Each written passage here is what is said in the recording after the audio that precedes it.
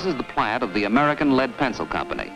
And this is the story of how labor and management here dealt squarely with some basic problems that face companies and unions everywhere.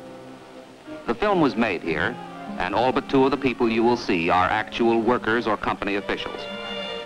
It was 1937, a year of national labor turmoil. The causes went way back, but the fight actually began here with a pink slip. Look at the fighting.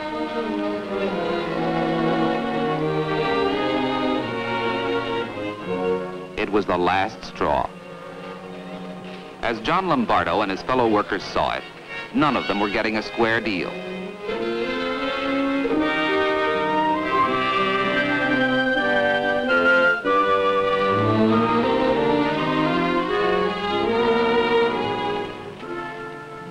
They'd already agreed on what they wanted.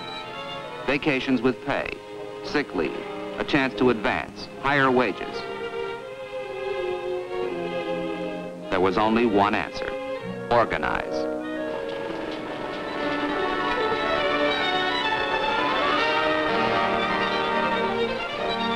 I'll see you Tuesday.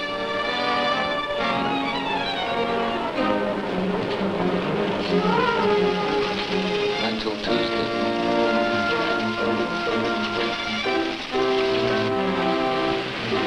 Tuesday.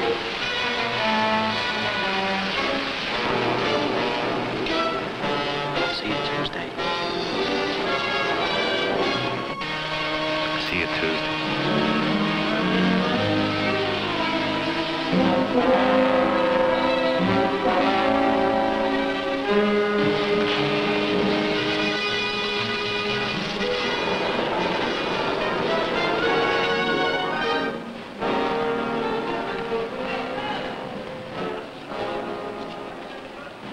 By Tuesday, in 3 days, the plant was organized. Management was suddenly confronted with a unified labor force. There wasn't any pencil workers union, but they were taken into the textile workers and became Local 77A.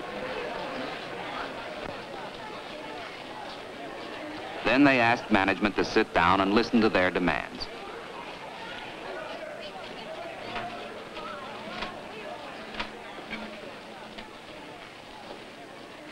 Believe me, when we walked into that conference room and saw all those brass hats looking down our throats, we were plenty scared, especially of the plant manager and Mr. Lewison, the labor relations man.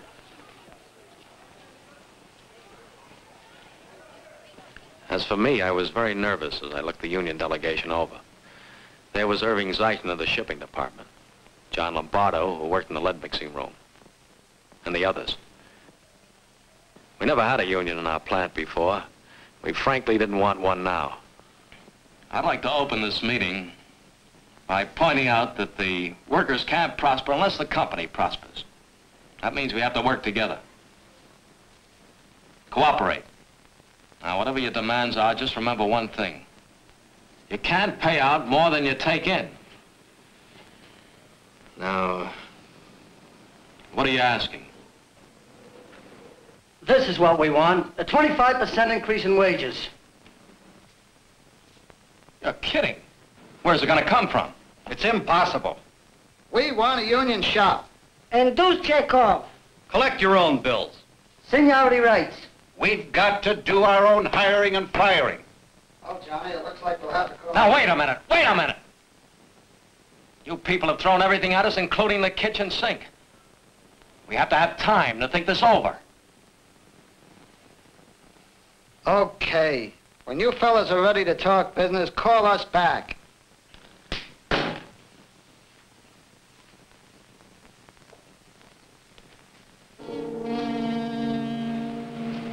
Anything new today? Nah, a whole week gone and they're still talking.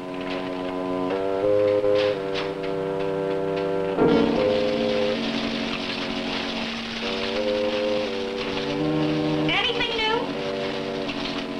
No, Mac, nothing yet.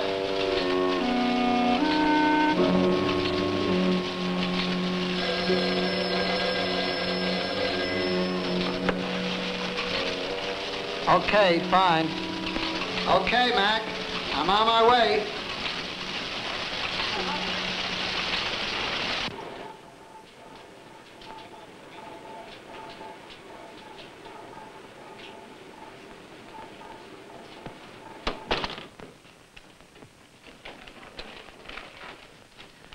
Well, what's your offer? 5% increase in wages. We'll take 15. 5% is all we can give. And not only that, vacations are out. We demand vacations with pay. We insist on a hiring and firing Nothing clause. doing. We can't go along with All right, all right. Understand that? Okay. We'll try to work out some compromise.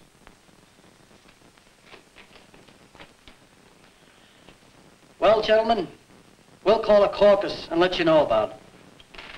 Okay.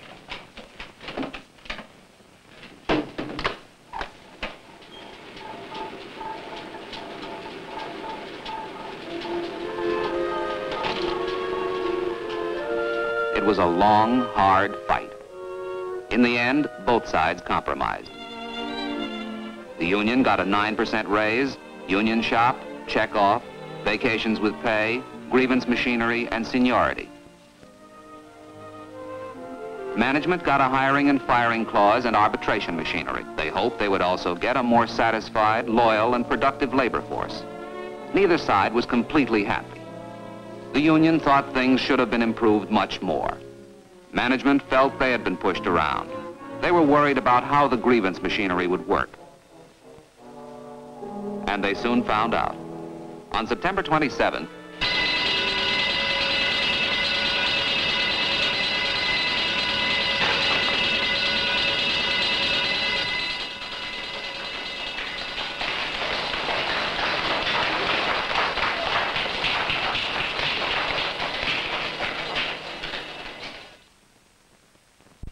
it was a small fire.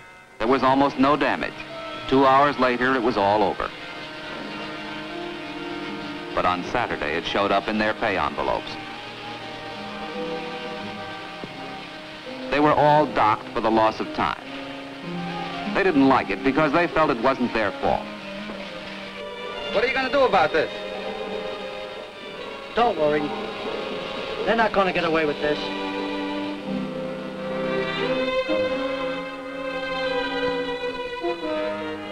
They had a long and bitter argument. Management felt some people were legitimately entitled to be paid. Others had taken advantage of the situation and gone home. Finally, they arrived at a compromise method of payment. And the pattern was the same throughout the years. The union and management battled and argued over every grievance, and at least 1/3 of the grievances went to arbitration. Then, in 1940, they began to negotiate a new contract. Let's face it, fellas. The last 2 years have been pretty tough for all of us. And here you are again asking for more money. And you know as well as I do, we're in no position to pay any wage or rate increase. Who are you kidding, Mr. Lewison? I don't care whether you believe it or not, Lombardo, it's true. Yeah? Where's the proof? We must have sold millions of pencils last year. Why don't you show us some proof? Okay, Lombardo, we'll give you your proof.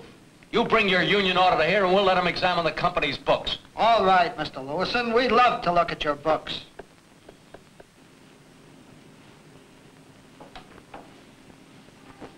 You see, fellas, I've checked the books. And what they told you is the truth. There's no doubt about it.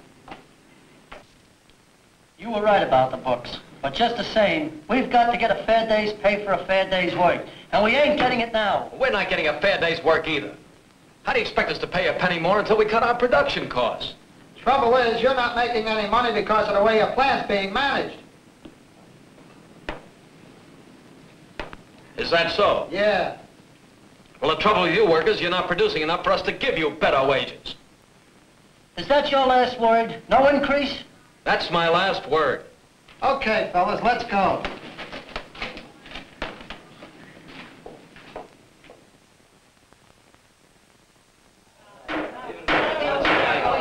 Folks, let's have order. You've all heard the report.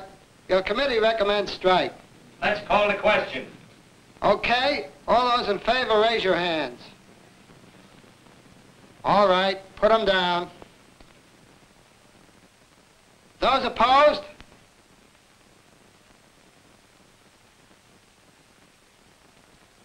It's unanimously carried.